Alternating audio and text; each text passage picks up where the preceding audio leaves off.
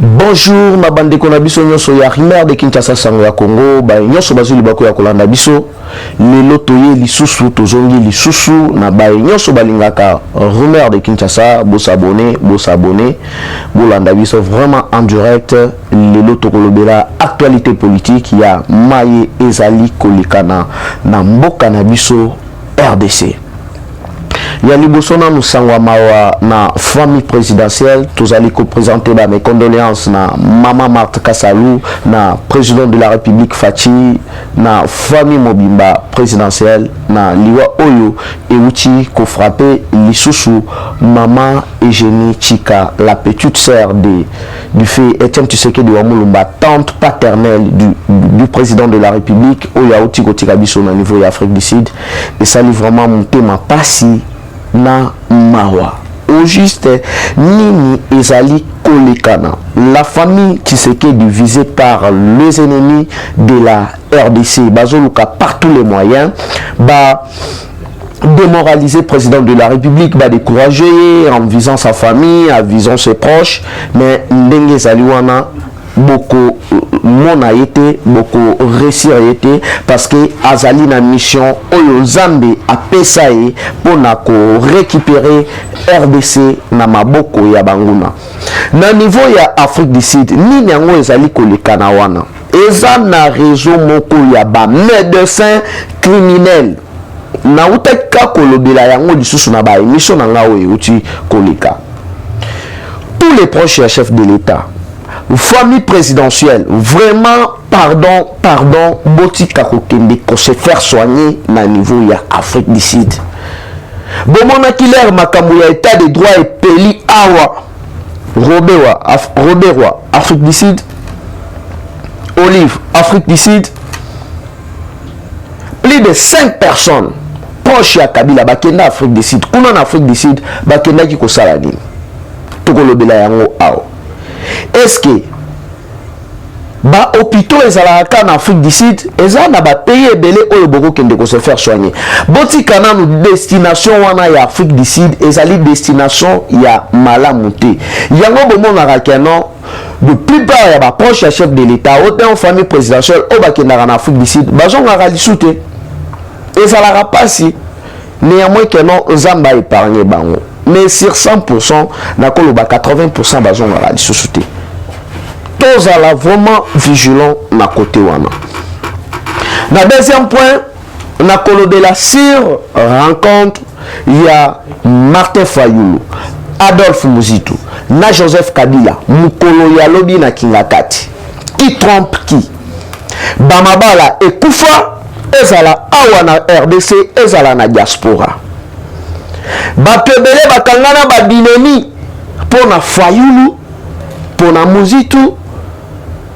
Oteno Fatia Sali Alliance au accord au totikala komona te tilelo na Kabila soi-disant. Mais mukolo ya lobi na makelele nyonso o Fayulu acha awa ko panza ba famille ko diviser ba camarades ko diviser ba église soi-disant ye mutu azalaki pena opposant farouche ya Kabila alors que ba étalé lolenge na bango ya hypocrisie lolenge na bango ya bundoki o babandaki koluka popularité mais mukolo ya lobi Fayulu Muzitu na Kabila na Kingakati tokolobela yango awa basolaki nini autrefois na lobelaka yango awa Fayulu akei ko rendre Kamere visite na prison nani azali na manœuvre.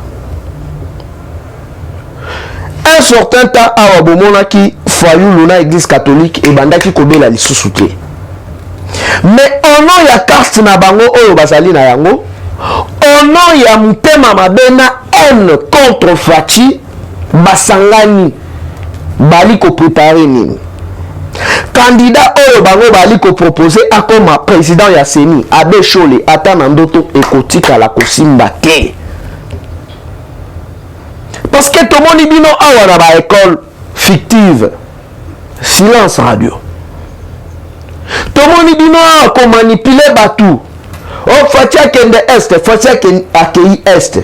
lelo je ne sais pas ceux qui Paulette ceux qui nani ba journaliste au babandaki ko sala makelele fachi wana na est ko produire voir même ba artiste moko ya mike moko soko kende est mukolonini awa kei est boko taper lisu na ba studio bobeta que non fachi azali na est ba mabota et panzani ba église et panzani voire même le pasteur bali koyo kanate oteno fachi na kabila lo fachi na kagame sikoyo awa bokoyeba fayulu na muzitu na niveau ya kingakati bakendaki ko sala nini mukolo ya jeudi dona butu ya lelo kolonga jeudi vendredi na 1h du matin toyebisaka bino politique na opposition batu bayebi yango na mboka oyo batu bazali na expérience na yango ezali UDPS oboyi sala mokili na yo sikoyo awa bachaku bampuku bampese oyo balekaka kolobaloba kofingafinga baloba lisusu baimage ezali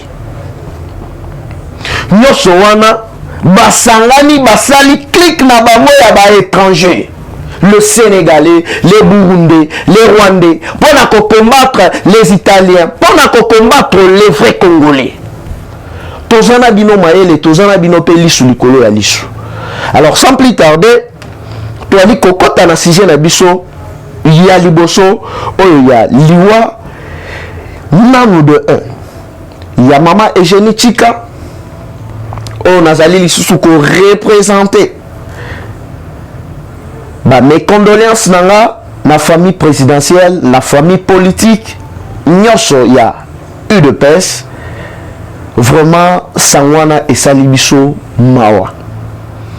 Deuxièmement nazali lisusu ko présenter ba mes condoléances nanga na famille ya assistant ya le fait qui tengeye sous l'ancien sénateur Chimbombo oyope atikaki biso mukolo ya lobby. Nini yango ezali ko marché te. Et puis batu nyonso wana bakufika ka ba moko pena boye ya raccourci.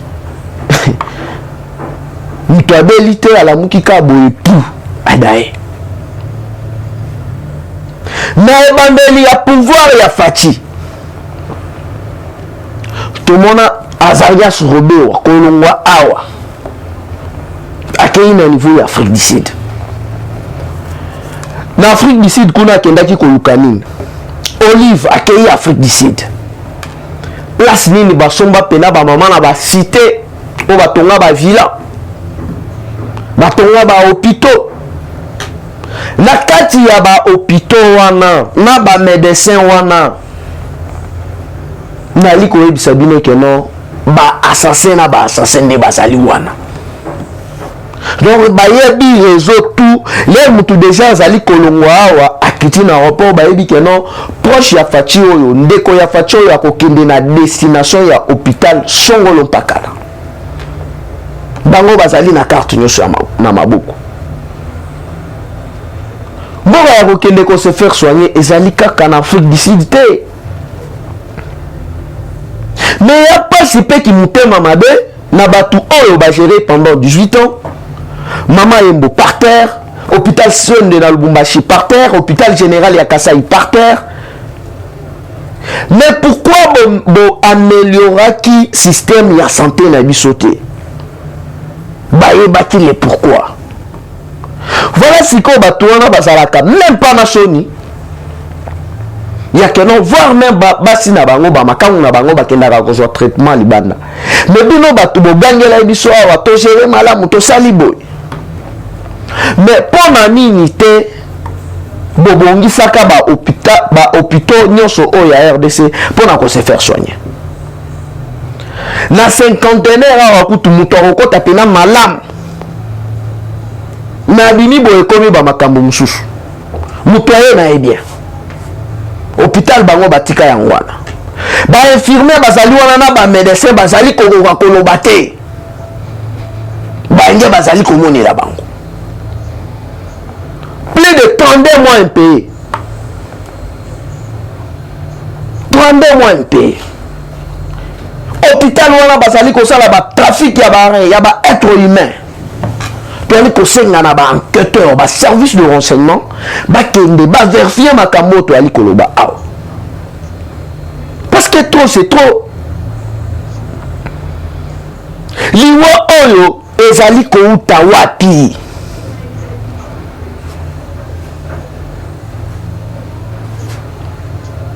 Il faut que fandisa libota. Ko fandisa ba proche nyonso, ko benga banganga na Nzambe. Ko yeba place o liwa oyo ali ko uta. Et au finissage ba tuana mutu na bango cible na bango bazali ko luka. C'est Fati. Nyonso o bazali ko sala. Bazali ko embrayé moralement, à décourager, à l'emba, mais Fatia Rolimbaté. Peuple congolais, tous allés si manaye. Donc, pour clôturer, na point na la liboso, ma proche union sur la tata Mokozi, famille présidentielle Mobimba, vraiment, c'est l'Afrique du Sud, au Dubaï, Botika. Moi qui ne se faire soigner Kounate. Na uti ko yebisa bino a womona bazali bakenda ba Dubai kabila uti okende Dubai a boyebi makamuni na kenda osala kuna oh Belion mutu passe au santé sali bien te ozo kende checking la santé Afrique du Sud Dubai bokende te parce que réseau ya ba médecin mafieux sali wana na ndenge mo ya osala te donc ba tuwo ba mesana ko benga ko intimider bo benga bo intimider na za nga kuna te bon ça n'a pas rien. Parce que Nzambe oyo azana kati na ngaza. Mais boni bino batu bo gérer mboka vraiment na débandade. Ba uti lisusu ko découvrir plan oyo balingaki basala. RDC Nord, RDC Sud na RDC Centre. Donc ba kabola pena Congo biteni. Donc plan déjà ezalaki bien élaboré. Awa sikoyo na niveau ya conseil à sécurité bazali du visé le pro Kabila le pro Fati le pro Madidi parce que bayebi ke no mwana mboka solo azali wana moyen ya ko continuer ko sala ba mafia ezali soute. Alors bayebi si bango ke no soki bomeki ko kende na ba ordre dispersé na diplomatie na mama na mubange ya diplomatie boali ko beta Fatia zali ko beta boko se retrouver na eloko te bosangana pona ko combattre ye mongo yali ko tambola tolobaka yango à chaque fois mongo yali ko tambola na ndenge mongo ya kosakana te pona nini bato wana ba comprendre que non ba plan na bango nyonso diabolique satanique ya mafia nyonso ba démanteler yango. Lelo sikoyo ba vrai trêve militaire ba uti ko kitira lisusu na niveau ya est. Oyo ya mafia wana ba mafia oyo ba kosaka wana na ba konzi ya FARDC oyo procès kala trote ko banda. Oyo ebele ba kokangama maîtresse penas ko ya ndenga solo ba kiti lisusu wana. Nyoso wana pona nini Fatia zali déterminé ya kosilisa guerre. Boki na batu baki na Goma mkolo ya lobi Kagame abimi boye donc azoko même pas au ça la déclaration te ça yebisa biso bosolo na Fatini o coopération o boye na boye aya plaider ça ya roinda tous les anciens présidents criminels na donc ba boma batu ba sala ba génocide économique bazali ko kanga bango. Alors, qu'est-ce qu'il faut faire? Il faut que fragiliser même Fati na capitale en complicité na gouverneur. Tata Mokozi apesi Congolais à respecter mesures barrières. Ya na ba lomo babiloko moko ezanga mutuna makolo pona kolinisa Faci na capitale yango mukolo ya lobi opération Gobila dégage Godin Poli dégage ba député nyonso provinciaux ya UDPS oyo bali kosala eloko te na kati ya Assemblée nationale bino tout dégage lobi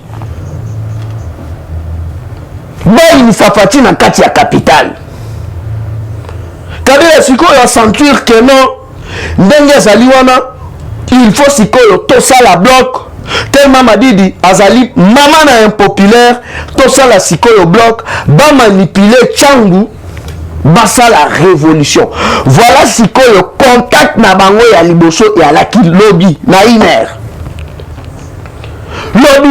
na kati ya Kingakati Fayulu Mizitu Kabila donc à bientôt là Bokomona Madidi a kobanda ko décréter ba marche oyo plusieurs commandants ya la police na ba généraux ya la police ba kobanda ko tirer à bout portant pona ko tombo qui sa peuple ezali plan na bango ezali bien établi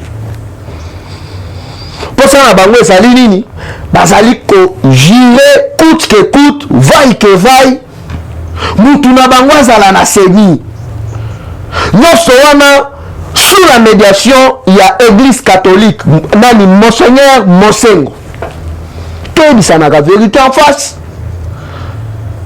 nali koyebisa bino bato baintimidaka babenga bosala rien bosanga nini bosaelo te bokanisi nini nga nabanga bino nakodenonse tina suka sikoyo après avoir semé haine na mitema ya bakongolais bamabale epanzani baeglise koyokana ya lisusu te à cause ya yo Fayulu koyinisa Faci nini po asali coalition na Kabila sikoyo yo na butu okendaki kosala nini epai ya Kabila yebisa bato na yo vérité tala sikoyo soni sikoyo bampese na bampuku oyo babandaki koloba kofinga Faci otena Kabila asali accord na Kabila babima sikoyo na bamedia baloba lisusu kimutema mabe epola pe en plus ezanga mutuna makolo voilà sikoyo oyo bango basololaki mokolo ya lobi yango wana et puis bamarche tout oyo bakobanda kosala o motivation kopesa bachaine bambongo komanipule bajeune mutu akobanda kosponsorize yango ezali Kabila na mwasi na ye mutu akobanda kopesa parce que muzitu na Madidi bacomprendre ke ndenge bali wana sur le plan économique sur le plan financier bazali lisusu na eloko moko te peuple atimbeli bango réconcilier bango sikoyo awawa na monseigneur Mosengo mais pourquoi bobandaki kokosa peuple congolais Kabila médiocre na messe anniversaire na yo wana maman na messe wali kobenga Kabila président de la République église catholique surtout ya RDC bozali kosala soni ya église universelle ata na Vatican kuna totikala komona te place nini église catholique akotaka na makambo ya politique na baboka ebele awa tomonaka yango te biloko wana ezalaka na RDC yango bomoni basali médiation na bango olaire tozobandaka kaka na mois ya juillet babanda koprojecte bamarche na bango centre na bango ekozala mingi na Tchangu na Bandundu yango nazali kosenga bacombattant nyonso de lutte peuple congolais nyonso en général tozala éveillé tozala lisu likolo ya lisu parce que banguna ya RDC bazali koluka par tous les moyens bafragiliser Faci mais biso tokotika Faci te parce que Faci c'est notre frère c'est notre sang 100% congolais yango ali komona batu nyonso wana bazali à l'est bango balingi kaka RDC banda ko continuer na mafia tobanda ko bénéficier na ba minéraux na biso te na bandaki koyebisa bino yango awa iyo sacré ezali andage bakweyisa boso bakweyisa Jean-Marc mpo bazala na contrôle ya assemblée nationale nani apesi ide wana Mosengo bazali na posa ya tokende lisusu dialogue tosolola kaka mpona makambo ya seni oyo makambo ya dialogue ezali te bozela 2023 moto akozala makasi aya apostule tomona sikoyo niveau na ye oyo peuple alingaka ye soi-disant bolosakana na biso te toza na bino mayele eloko nga sikoyo nazali koyebisa nde peuple congolais totika batribalisme moko ezanga mutuna makolo oyo esalaka force na biso ezali 4 langues nationales oyo esalaka force na biso eza hymne na biso national. Alors ça sert à rien il y a qu'on se laisser manipuler na batu moko boye oyo kutu bazali na ba nationalité douteuse yo monsieur le gouverneur nazoyeba te apport nini ezali entre ba mama oyo bazali ko débrouiller na ba coin na ba balabala otinda kasongo na la police babanda kobuka ba mesa ya ba mama wana batumba yango nyonso wana ezali préparation oyo bazali ko intoxiquer peuple bazali ko sala intox peuple a inafati comme ça l'air bako banda ko senga ba marche batu wana babanda ko bima na balabala mais biso tozali wana pona ko contribuer tona bino maele. Alors ezalaki autre falaki to kabola na bino mukolo ya lelo numéro nanga ezali toujours le même plus 243 89 784 33 42. Donc bao ba kobenga pona ko intimider ba bengi bo kutana pena intimidation baoyo bakobenga pona conseil ba conseil na bino ezali le bienvenu. Bye bye et dans le prochain numéro. Eshima, votre magazine qui bat au rythme de l'actualité. Édition spéciale au cœur de la lutte contre les détournements des fonds publics et autres faits de mégestion. L'inspecteur général des finances Jules Alinguete est la pièce maîtresse de la stratégie antifraude de l'ère Tshisekedi. Expert des finances, en moins d'une année, Jules Alinguete a su dire halte aux détourneurs, dénicher les fossoyeurs de l'économie congolaise et déjouer les stratégies de vol des deniers publics au point de devenir le symbole de la lutte contre la corruption en RDC. Interview exclusive du numéro 1 de l'UGF. Mission de l'UGF, innovation apportée à l'inspection générale, les confidences des résultats d'enquête, patrouille financière, à qui l'UGF fait-elle rapport, qui donne des ordres à l'UGF, comment contrer les immunités parlementaires, les observations faites dans plusieurs provinces. Des révélations sur le dossier Bukanga Lonzo, retransmission en direct des matchs Léopard, exonération et compensation, le rôle de l'UGF dans les régies financières. IGF est-elle justifiable devant la justice? Plusieurs questions soulevées et confidences de l'inspecteur général Jules Alinguete Key à lire dans ses numéros spécial Finance. Focus, la direction générale des impôts a réalisé une grande performance en mobilisant 1100 milliards de francs congolais en avril, dépassant largement les 637 milliards de francs congolais leurs assignés grâce à son directeur général Barnabé Mwakadi Mwamba. Bonieme Ecofolucien récompense le mérite de ses agents et cadres dans les buts de continuer à maximiser les recettes. Découverte, ministre de l'Emploi, Travail et Prévoyance Sociale, Claudine Ndouzi M. Kembe est plus que déterminée à matérialiser les actions prioritaires de son secteur telles que présentées par le Premier ministre Samalou Kondé devant les élus nationaux. Nation, Dr Jean-Jacques Mbungani Mbanda est médecin expérimenté pour relever les défis sanitaires en RDC. Catastrophe naturelle, Nirangongo, 19 ans après, les larves ont de nouveau coulé. Parité, Antoinette Nsamba, ministre des Mines au cœur de la révolution minière. À lire également interview de Noël Chani, tribune Jean-Pierre Alumba et plusieurs articles d'actualité générale. Retrouvez l'intégralité du magazine Eshima dans les kiosques. Eshima Magazine, un nouveau standard d'information.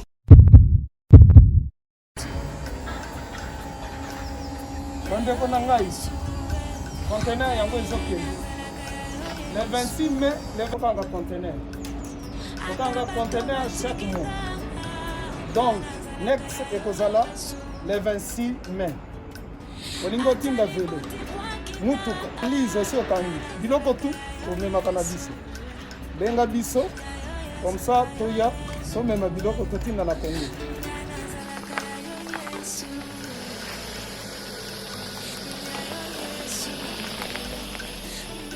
Bandeko kari yango oyo touti kozongo ezokende Kinshasa.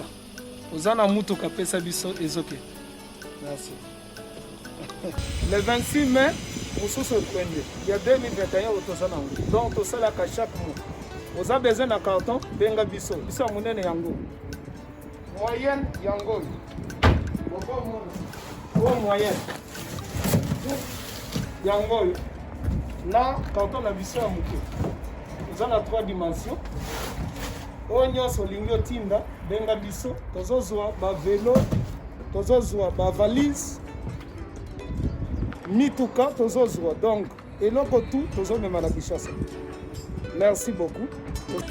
Mutuka, vélo, salon, biloko ndako, biloko tout tozomema. Donc vous hésitez que bobenga biso toza wana pona